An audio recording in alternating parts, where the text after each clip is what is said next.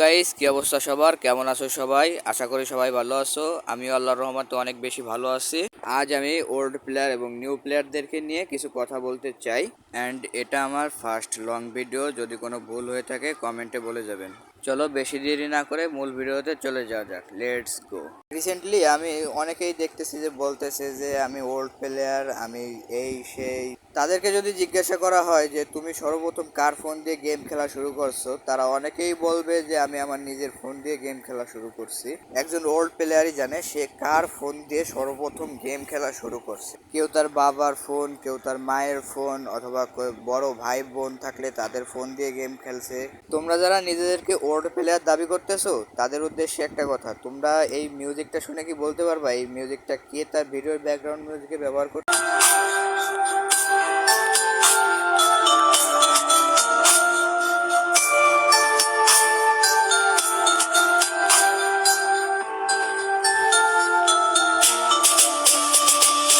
শুধুমাত্র ওল্ড প্লেয়াররাই বলতে পারবে কে তার ভিডিওর ব্যাকগ্রাউন্ডে ব্যবহার করতো। ফ্রি ফায়ার গেম থেকে হারিয়ে গেছে অনেক ইউটিউবার, যেমন কাজী অর্পা, এসকে সাব্বির বস, নাইম আলম সহ আরো অনেক ইউটিউবার। তারা এই গেম থেকে কেন লিভ নিল তোমরা কি একবারও জানতে চেয়েছো?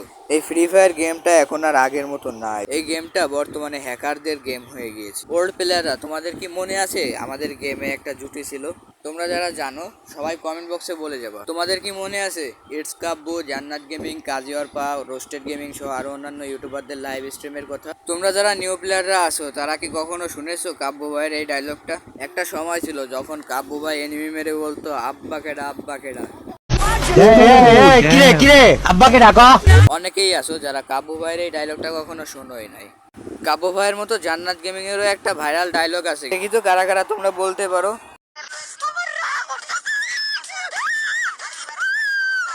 গেমিং সুব্রত আমাদের ফ্রি ফায়ার গেম থেকে হারিয়ে যাওয়া একজন ইউটিউবার। যারা নিউ প্লেয়ার তারা তো কখনো এই নামটা শোনেই নাই। তবে হ্যাঁ, তিনি ফ্রি ফায়ার ছাড়লেও অনলাইন জগতে ঠিকই আছে। হয়তো তিনি এখন আর ফ্রি ফায়ারের ভিডিও বানায় না, অন্যান্য গেমের ভিডিও বানায়, যেমন হরর গেম, মাইনক্রাফট, রোবলক্স ইত্যাদি। এখন ভাই অনেকেই বলবা ভাই তুমি কি ওল্ড প্লেয়ার নাকি নিউ প্লেয়ার? তাদের উদ্দেশ্যে একটা গল্প বলি।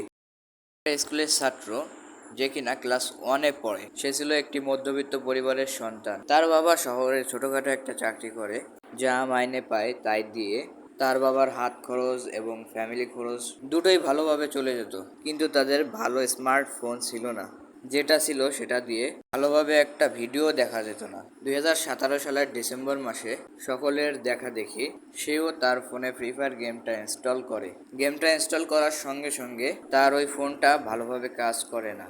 তখন সে বুঝতে পারে তার আর ফ্রি ফায়ার গেমটা খেলা হবে না। কিন্তু সে কোথাও বেড়াতে গেলে অথবা কেউ তাদের বাসায় বেড়াতে আসলে তাদের ফোনে গেমটা ইনস্টল করে তখন সে খেলতো, শুধুমাত্র কিছু সময়ের জন্য। কখনো পার্মানেন্ট গেম খেলা হয়নি তার। তবে তার একটি মামা ছিল, ওই টাইমে সেও ফ্রি ফায়ার গেমটা খেলতো।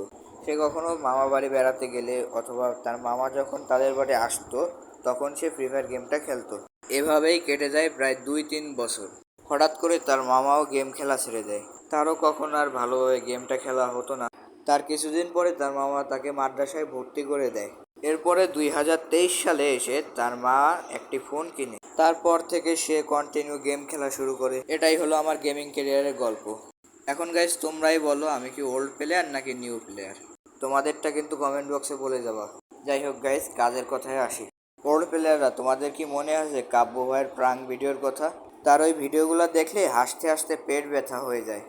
কাব্য ভাই কার কার সাথে প্রাঙ্ক ভিডিও করছে সবাই কমেন্ট বক্সে বলে যাবা। কিছুদিন আগে আমাদের ফ্রি ফায়ার গেম থেকে জ্ঞান গেমিং রাইস্টার লিভ নিয়েছে। কেন লিভ নিয়েছে? এখন গাইস গেমের ভিতরে এসেছে অনেক হ্যাকার। এই হ্যাকারের জ্বালায় অনেকেই গেম খেলতে পারে না। আচ্ছা গাইস, তোমাদের কি মনে আছে লাল ড্রামের কথা? যেই ড্রামটা দিয়ে টিমমেটের সাথে অনেক প্রাঙ্ক করা যেত। ডেঞ্জার জোন, এখন হয়তো ফ্রি ফায়ার গেমে ডেঞ্জার জোন আছে, তবে এখন আর আগের মতো এলিমিনেট করে দেয় না। আগে ডেঞ্জার জোনের ডাকটা শুনলে এক দৌড়ে ঘরের ভিতর চলে যেতাম। কেউ আবার বাস্তবে ভাইব না কিন্তু।